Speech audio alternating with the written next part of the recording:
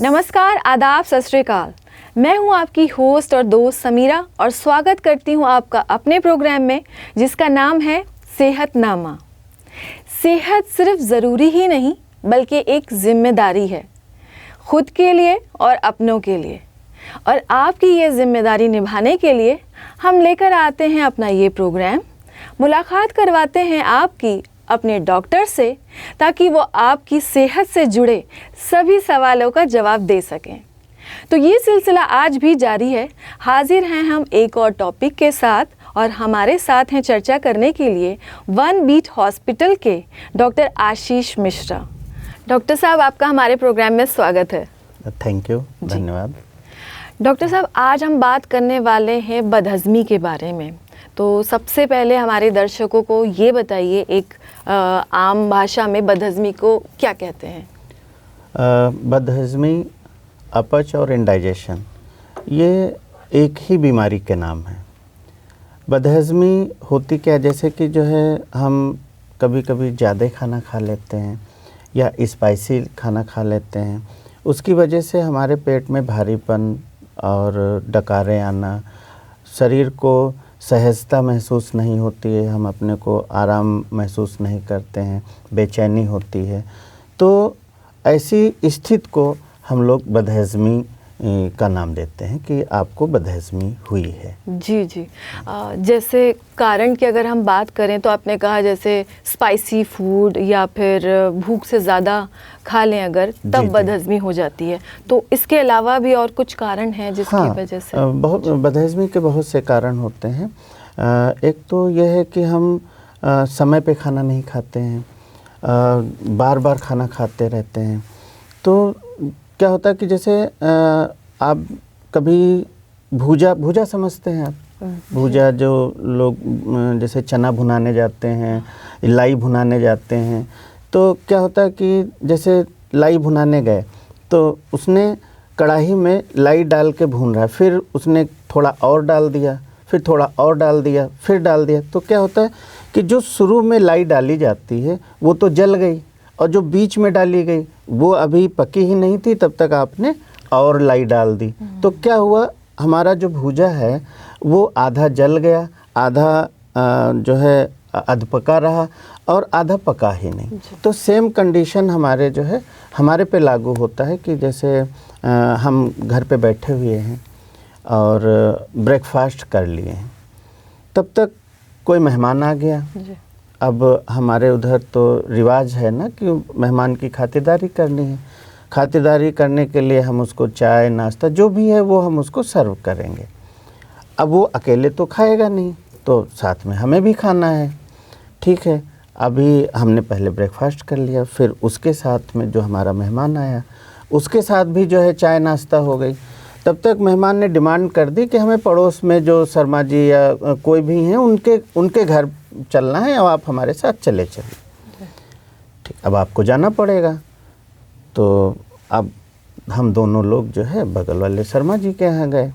अब उन्होंने भी खातिरदारी की, उन्होंने भी जो है चाय नाश्ता। अब मैंने पहले से अपने घर पे ब्रेकफास्ट कर रखा, फिर अपने गेस्ट के लिए ब्रेकफास्ट किया, फिर हम पड़ोसी के यहाँ गए। मतलब विदिन आप आधे घंटे या 45 मिनट में 3-4 बार आपने खाना खा लिया। अब होता क्या है कि जो पहले हमने फूड लिया वो तो डाइजेशन के प्रोसेस में है, फिर हमने तुरंत ऊपर से फिर हमने जो है खाना खाया, तो पहले वाला भी नहीं पच पाया, उसका डाइजेशन नहीं हुआ प्रॉपर ढंग से। फिर बीच में हमने खा लिया, वो तो वहाँ तक पहुँचा ही नहीं, और फिर जो तुरंत खाया वो तो इन सब चीज़ों में क्या होता है कि हमारा डाइजेस्टिव सिस्टम इतना गड़बड़ हो जाता है कि वो अच्छे से पच नहीं पाता है। ना पचने की वजह से फिर हमें डकारें आती हैं, पेट में भारीपन रहेगा, बेचैनी रहेगी, उलझन होगी। हम अगर कहा जाए कि आप आधे घंटे बैठ जाइए तो हमें बेचैनी होने लगती है। तो ये जो है डाइजेशन के कारण। अच्छा, इसके अलावा क्या रहता है कि टेंशन भी एक कारण है।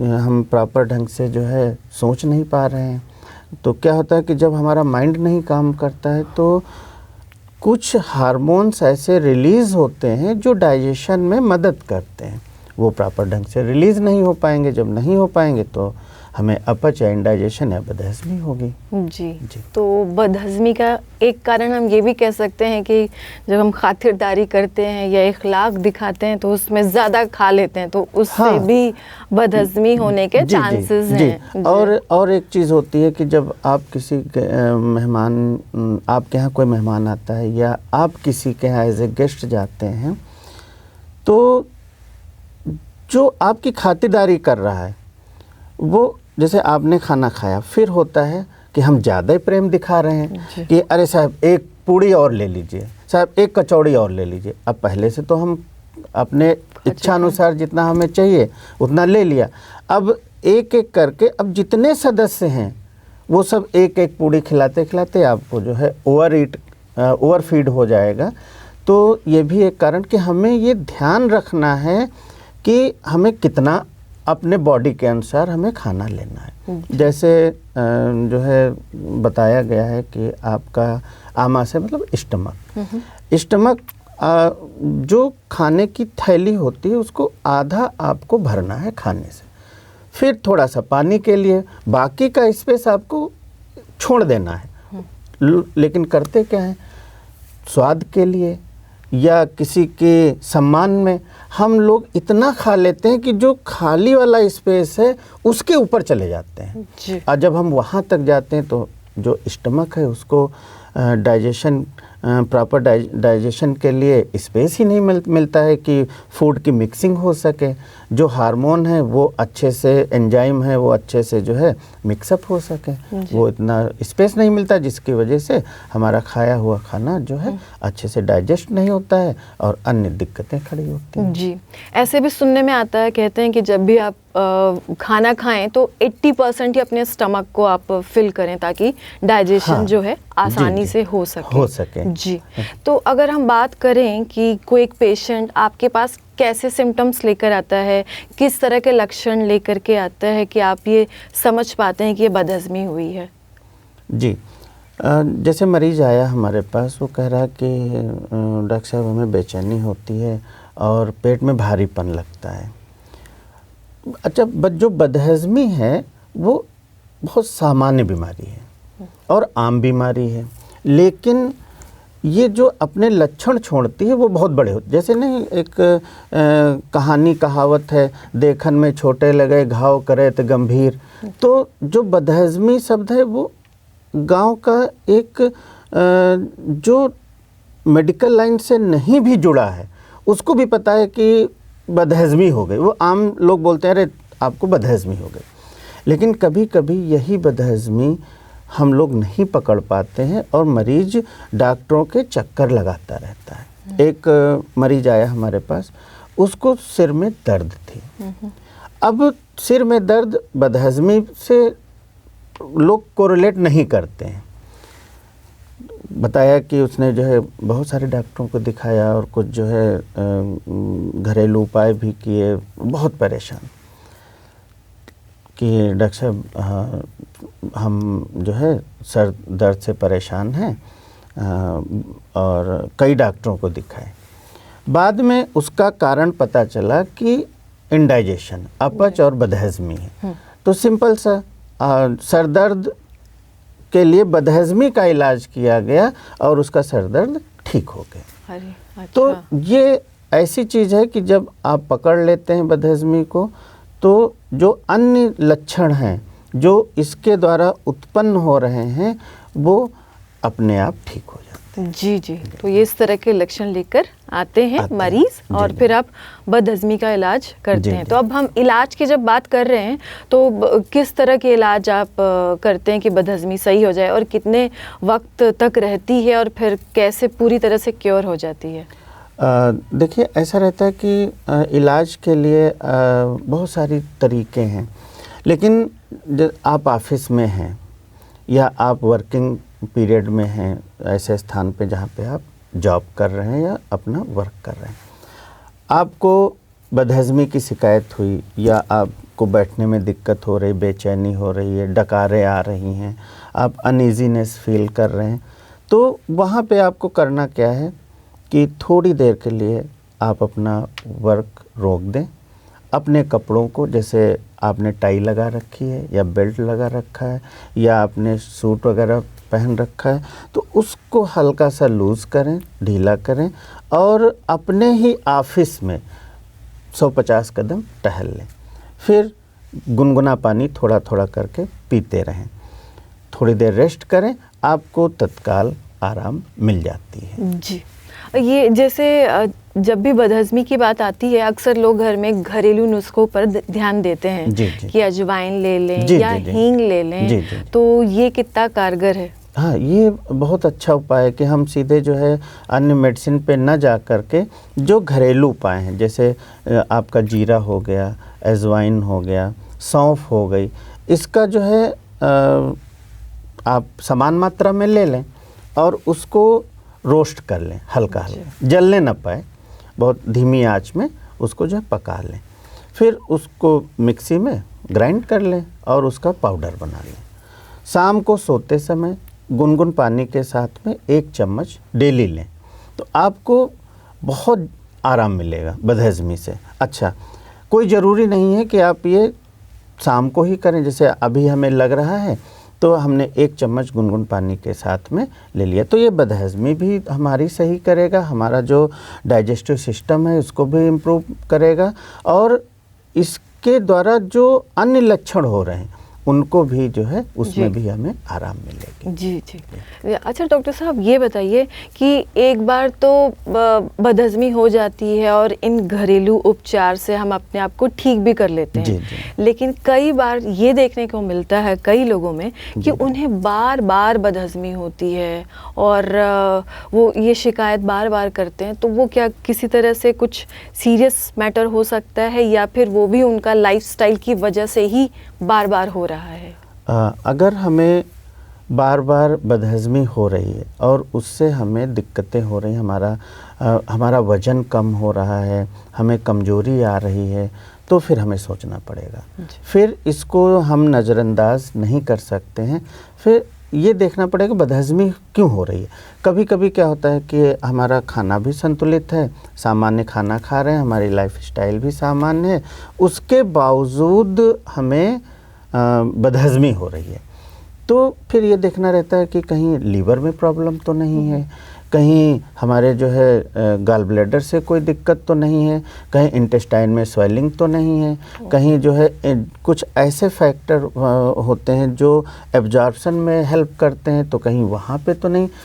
तो फिर आपको डॉक्टर के पास जा कर के प्रॉपर चेकअप कराना है और डॉक्टर से सलाह लेनी है कि ऐसा हमें क्यों हो रहा है।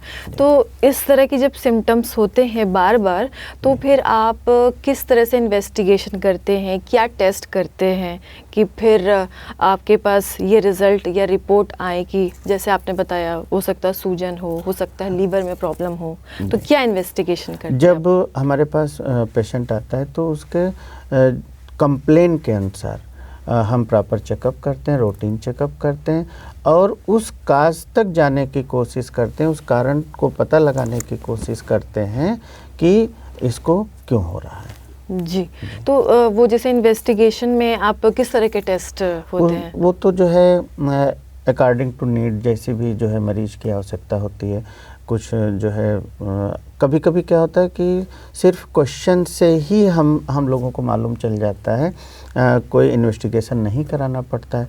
लेकिन जब क्वेश्चन से काम नहीं चलता है तो फिर हम जो है इन्वेस्टिगेशन पे जाते हैं और प्रयास करते हैं मालूम करने का कि इसका कारण क्या है। जी, तो क्या मतलब टेस्ट में अल्ट्रासाउंड या कुछ अदर विधि होती है उससे करते हैं? उसमें जो है अल्ट्रासाउंड हो गया या ब्लड इन्वेस्टिगेशन भी कराते हैं। मतलब किसी भी तरीके से जो भी हमें मेथड है हमारे, उनके द्वारा जो है हम रूल आउट करने की कोशिश करते हैं।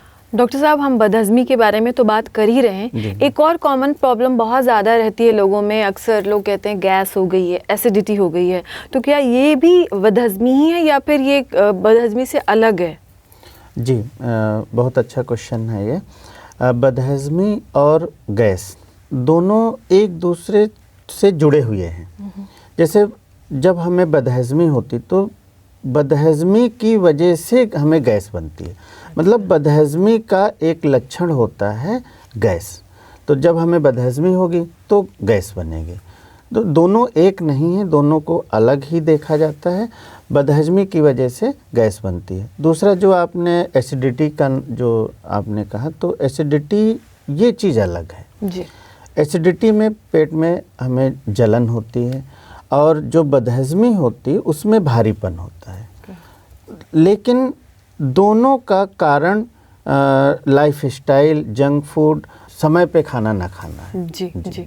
अच्छा डॉक्टर साहब, अभी बीच में आपने जिक्र किया था कि स्ट्रेस से भी बदहज़मी होती है। जी, तो जी। क्या एंग्जाइटी, स्ट्रेस ये भी कारण बन जाते हैं बदहज़मी के, और किस तरह से? जी मैडम, ऐसा होता है ना कि जब हम खाना खाते हैं तो खाने को डाइजेस्ट करने के लिए हमारे कुछ एंजाइम्स होते हैं, कुछ हार्मोन्स होते हैं जो फूड में मिक्स होते हैं और डाइजेशन में हेल्प करते हैं।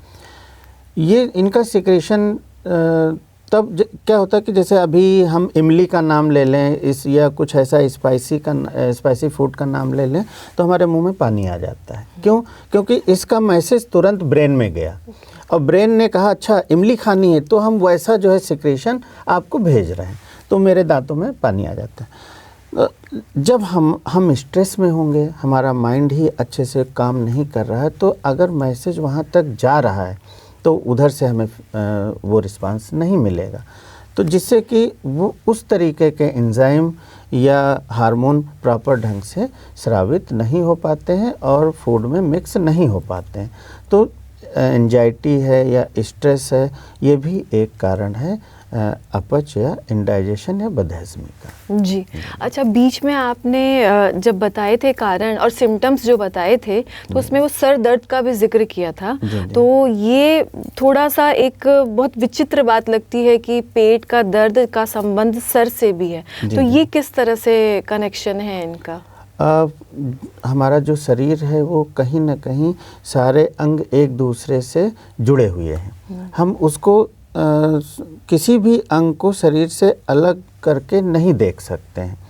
वो एक इंटरचेन है कि इंटरलिंक आपस में जो है जुड़े हुए हैं।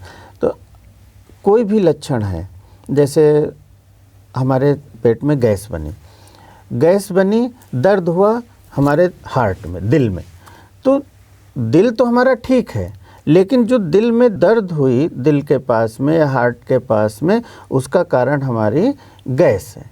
तो एक दूसरे से इंटरकनेक्टेड होने की वजह से वो लक्षण बदहज़मी के या गैस के वो कहीं भी दिख सकते हैं। जी जी।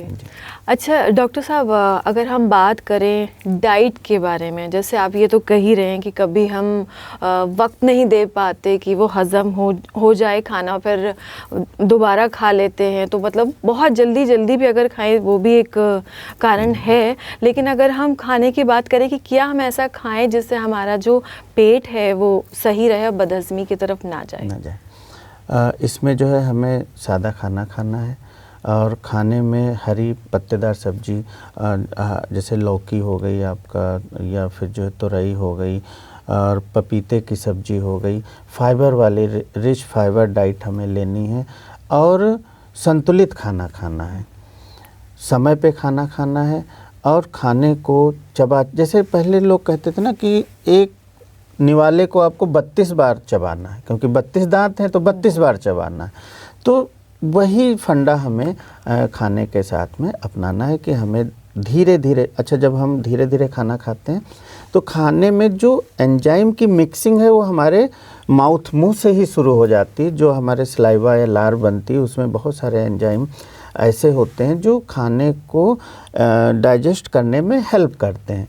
तो वो हम देते कहाँ से? मुंह से शुरू करते हैं। अब हमने क्या किया, जल्दी में जो है ऑफिस जाना है, हमने ध्यान नहीं दिया और कपड़े वगैरह पहने, टाई लगी, बेल्ट लगी और जल्दी जल्दी खाना खाए खड़े खड़े और भाग गए।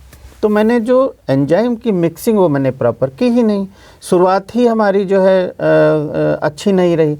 तो खाना खाने के लिए आपको प्रॉपर टाइम देना है, विदाउट बैठ के खाना खाना है, खाने को धीरे धीरे चबा के खाना है। आप इस चीज़ को खुद फील करेंगे जब आप रोटी को उस निवाले को बार बार चबाएंगे तो वो स्वयं में मीठा लगने लगता है। तो इसका मतलब ये है कि हमने उसमें एंजाइम को इतना मिक्स कर दिया कि हमारे इंटेस्टाइन को उतना काम ही नहीं करना पड़ेगा। तो बचा खुचा जो है वो इंटेस्टाइन में मिक्स हो गया, वहाँ एब्जॉर्प्शन हो रहा है। तो हमने वो काम जो इंटेस्टाइन को करना है वो हमने दांतों से कर दिया। अगर हम नहीं करेंगे तो जो दांतों का काम है वो इंटेस्टाइन करेगी। अब इंटेस्टाइन तो इतनी हार्ड होती नहीं है, तो फिर वहाँ पे स्वेलिंग आएगी, आपको जो है अन्य दिक्कतें। तो इसकी वजह से हमें सामान्य खाना, सादा खाना और खाने पे हमें टाइम देना है। जी। तो ये तो आपने बताया एक जनरल बात कि एक नॉर्मल डेज में हमें इस तरह से खाना चाहिए ताकि हमारा जो पेट है वो मजबूत रहे और बदहज़मी ना हो। अगर बदहज़मी हो गई है तो उस टाइम पर आप क्या डाइट जो है बताते हैं, क्या खाना हमें उस टाइम खाना चाहिए? क्योंकि बदहज़मी में थोड़ी कमज़ोरी भी आ जाती है, तो फिर हम रिकवर कैसे करेंगे, वापस कैसे हम ताकत महसूस करेंगे? जी। जैसे हम सो के उठते हैं, अगर हमारा पेट भारी लग रहा है, हमें ये फील हो रहा कि रात का खाना जो मैंने खाया वो अच्छे से डाइजेस्ट नहीं हुआ है, तो फिर आप फास्टिंग पे चले जाएं। अगर आप जो है एक दिन की फास्टिंग नहीं कर सकते तो 4-5 घंटे सुबह की फास्टिंग कर लें और गुनगुना पानी पिएं। साथ में जो ये सौंफ और जीरे का पानी होता है वो सुबह ही आप ले लें। 1 कप जीरा पानी ले लें और थोड़ा थोड़ा करके गुनगुन पानी पीते रहें। जब तक आप कंफर्टेबल महसूस ना करें तो दोबारा आप खाना ना खाएं। हम लोग क्या करते हैं, घड़ी में देख के खाना, अरे 8 बज गया खाना खाना है, अरे 12 बज गया मुझे लंच करना है, या शाम का जो है 7 बज गया मुझे डिनर करना है। लेकिन ब्रेकफास्ट, लंच, डिनर करने के पहले आप अगर डिनर कर रहे हैं तो आप एक बार ध्यान दें कि आपका लंच प्रॉपर तरीके से डाइजेस्ट हुआ है या नहीं। अगर लंच कर रहे हैं तो आपको ये ध्यान देना है कि आपका ब्रेकफास्ट जो आपने किया है प्रॉपर तरीके से डाइजेस्ट हुआ है कि नहीं। और अगर ब्रेकफास्ट कर रहे हैं तो रात का खाना जो आपने खाया है उस पर थोड़ा सा विचार करना है कि जो है ये डाइजेस्ट हुआ है या नहीं।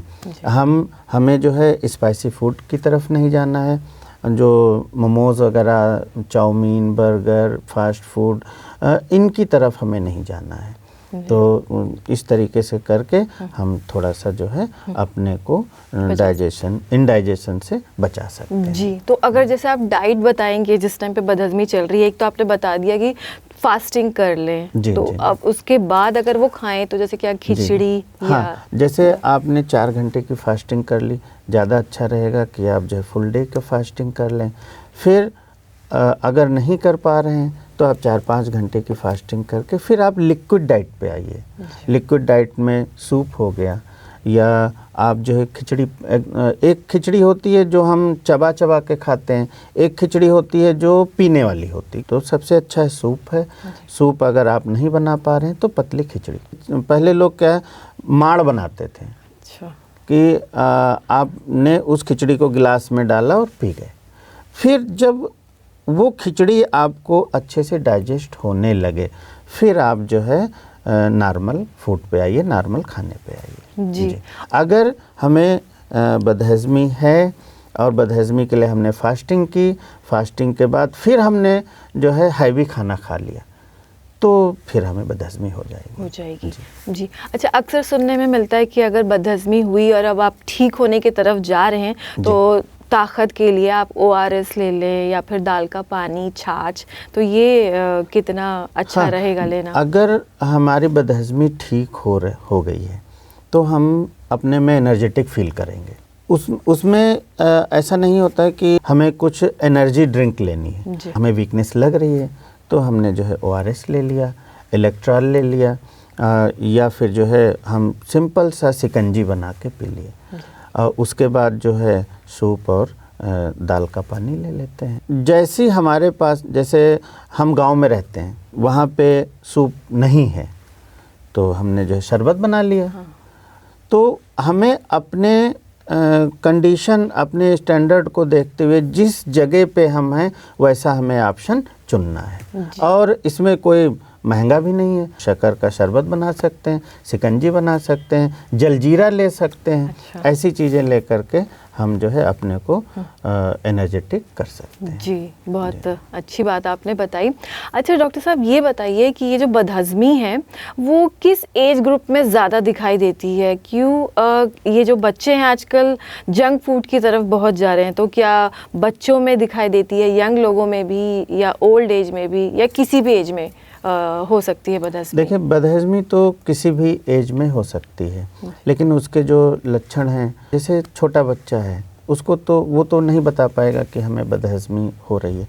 तो हमें जैसे वो बार बार उल्टियाँ कर रहा है, पेट फूल रहा है, तो घर के गार्जियन को ये समझना चाहिए कि कहीं इसको जो है बदहज़मी तो नहीं हो रही है। माँ लोग क्या करती हैं कि बच्चे को उल्टियाँ हो रही हैं, कोई बात नहीं, वो दूध पे दूध पिलाए जा रही हैं। तो एक बार वो ज़रूर इस चीज़ का ध्यान दें कि अगर हमारे बच्चे का पेट फूला हुआ है, उसको उल्टियाँ हो रही हैं, तो कहीं ऐसा तो नहीं इसको जो है ओवर डाइट फीड हम दे रहे हैं। अच्छा, माँ क्या करती है, बच्चा रोने लगा तो वो अपनी टेंशन दूर करने के लिए दूध की बोतल उसको दे देती है कि ये लो। अब बच्चा तो बच्चा है, उसको तो नहीं पता हमें पीना है कि नहीं पीना है, उसने माँ ने दिया तो पीना है, तो वो जो है वो दूध पीता है। पीने की वजह से उसको और दिक्कतें होती हैं। तो गार्जियन को समझना चाहिए कि अगर ऐसा हो रहा है तो हम पहले फीड को रोकें और डॉक्टर से संपर्क करें। तो डॉक्टर साहब ये बताइए कि क्या किसी, जैसे अगर हमें कोई प्रॉब्लम है तो हम कोई दवा लेते हैं, तो क्या किसी दवा की वजह से भी बदहज़मी हो जाती है? हाँ मैडम, कुछ ऐसी मेडिसिन्स भी होती हैं जो हमारे डाइजेशन को प्रभावित करती हैं। जैसे एक सिंपल सी चीज़ आप सब भी जानते हैं कि अगर हम कोई दर्द की दवा ले रहे हैं तो कभी कभी जो है वो पेट में जलन करती है या गैस बनाती है। तो इस गैस की वजह से हमें बदहज़मी जो है, दवा की वजह से हमें बदहज़मी हो सकती है। तो हमें डॉक्टर को इस चीज़ के लिए बताना है कि भाई हम ये दवा खाते हैं जिससे गैस बनती है या हमें जो है खाना हजम नहीं होता है। तो डॉक्टर उसके साथ में अपना जो है या तो मेडिसिन हटाएगा या उसके साथ में कुछ ना कुछ ऐड करेगा। तो ये बात सही है आपने कहा, कुछ दवाएं ऐसी होती हैं जो हमें बदहज़मी या अपच कराती हैं। जी, डॉक्टर साहब, बीच में आपने घरेलू नुस्खों की भी बात की थी कि जब भी बदहज़मी होती है सबसे पहले हम यही कोशिश करते हैं कि घर के ही नुस्खों से हम अपने आप को सही कर लें। तो उसमें आपने अजवाइन और दूसरी चीज़ें बताई थी। तो ये बताएं, जब इससे भी ठीक ना हो तो फिर आप क्या दवा की तरफ लेके जाते हैं पेशेंट को? अगर जैसे आपने घरेलू नुस्खों बहुत सारे हैं, हर व्यक्ति बताएगा, तो सब आपको इस्तेमाल नहीं करने हैं, क्योंकि बहुत सारे ऐसे भी नुस्खे हैं जो प्रूव्ड नहीं हैं और गांव घर में जो है लोग उसका यूज़ करते हैं, जो नहीं करना चाहिए। कभी कभी क्या होता है कि आपका पेट फूला हुआ है, बदहज़मी है, तो कहेंगे कि ऐसा करते हैं, वो उस व्यक्ति के पास चलिए, वो ये झाड़ फूँक करता है। तो लोग बदहज़मी को ठीक करने के लिए झाड़ फूँक करवाने लगते हैं, जो कि आगे चल के बहुत बड़ी समस्या खड़ी कर देते हैं। तो ये ना करके अगर आपने घरेलू नुस्खों का यूज किया है, उससे आपको आराम नहीं मिल रही है, तो आप जो है डॉक्टर के पास ज़रूर जाएं। जी, तो फिर फर्दर आप दवा वगैरह प्रिस्क्राइब करते हैं? फिर जैसा भी होता है वो डॉक्टर डिसाइड करेगा कि जो है हमें इस मरीज के साथ में कौन सी दवाओं का यूज करना है। जी। अच्छा, हमने बात की थी कि बच्चों में भी जंक फूड खाते हैं, उसके वजह से ये बदहज़मी के शिकार हो जाते हैं। यंग लोग जो है पार्टी बहुत करते हैं, उसके वजह से वो लगातार कुछ ना कुछ खा रहे हैं, जिसके वजह से बदहज़मी हो गई। हमने बुज़ुर्गों की बात नहीं की, क्या उनके जो भी पार्ट हैं बॉडी के या जो भी ऑर्गन्स है, वो क्या धीरे धीरे वक्त के साथ, एज के साथ कमज़ोर हो जाते हैं, इसलिए बदहज़मी होती है उनको? हाँ, जैसे बुज़ुर्ग हैं, अब एक उम्र आने के बाद हमारे सारे अंग धीरे धीरे अब कह सकते हैं कि वो पावर नहीं रखते हैं। तो जैसे बुज़ुर्गों में दांत नहीं है जी। एक, हालांकि कहने में भी अच्छा नहीं लगता, लेकिन अब है तो है, ये प्रॉब्लम आती है तो आती है, तो नेचुरल है। तो दांत नहीं है, तो अब दांत नहीं है तो और हम उनको बेसन की रोटी दे रहे हैं, चने खिलाने को दे रहे हैं, चने खाने को दे रहे हैं, अब वो कैसे जो है चना खा पाएंगे? तो क्या करते हैं, थोड़ा बहुत खाया फिर उसको निगल गए। किससे बोलें? आज आप भी देखते हैं, हम भी देखते हैं, समाज भी देखता है कि बुज़ुर्गों को लोग जो है कहीं ना कहीं से नज़रअंदाज करते हैं, जबकि बुज़ुर्गों की परवरिश वैसे ही होनी चाहिए जैसे हमारे माँ बाप ने हमारी परवरिश न्यूबॉर्न जब हम बच्चे थे उस तरीके से किया, वैसे हमें बुज़ुर्गों की करनी चाहिए। उनके जैसे दांत नहीं तो हमें उनके अनुसार जो है खाने को बनाना चाहिए, सॉफ्ट बनाना चाहिए, या जो है ऐसा बनाना चाहिए कि उनको चबाना कम पड़े। अब जब ऐसा खाना हम उनको दे रहे हैं जो कि ज़्यादा चबाना पड़ता है, अब दांत है नहीं, अब वो काम इंटेस्टाइन करेगी, इंटेस्टाइन भी इतनी मजबूत नहीं होती है, तो प्रॉपर ढंग से उनका डाइजेशन नहीं होता है, खाने का बदहज़मी होती है, अपच होती है जी। तो हमें उनके अकॉर्डिंग जो हमारे बुज़ुर्ग हैं उनके शरीर के अनुसार उनके लिए खाना बनाना चाहिए जी। तो डॉक्टर साहब, आपको अगर एक मैसेज हमारे दर्शकों को देना हो, बदहज़मी से जुड़ी कोई बात कहनी हो, तो आप क्या कहना चाहेंगे? बदहज़मी आम बीमारी है, सबको होती है, सब बच सकते हैं, और ये ज़्यादातर लाइफ स्टाइल चेंज करके, अपने खान पान को चेंज करके, रहन सहन को चेंज करके, वातावरण को ठीक करके हम इस बीमारी को जो है क्योर कर सकते हैं, उससे निजात पा सकते हैं जी। डॉक्टर साहब, आप हमारे प्रोग्राम में आए और आपने बदहज़मी से जुड़ी इतनी सारी बातें हमें बताई। इन तमाम बातों के लिए आपका बहुत बहुत शुक्रिया। जी, धन्यवाद। तो आज हमने बात की बदहज़मी के बारे में, और डॉक्टर साहब का मैसेज ये है कि हमें स्पाइसी खाना नहीं खाना चाहिए, जितनी भूख है उतनी ही खाएं, उससे ज़्यादा नहीं खाएं। इसी तरह से स्वस्थ रहें और मस्त रहें। सेहतनामा में आज इतना ही। अगले एपिसोड में आपसे होगी फिर मुलाकात, करेंगे किसी और टॉपिक पे बात। तब तक के लिए नमस्कार।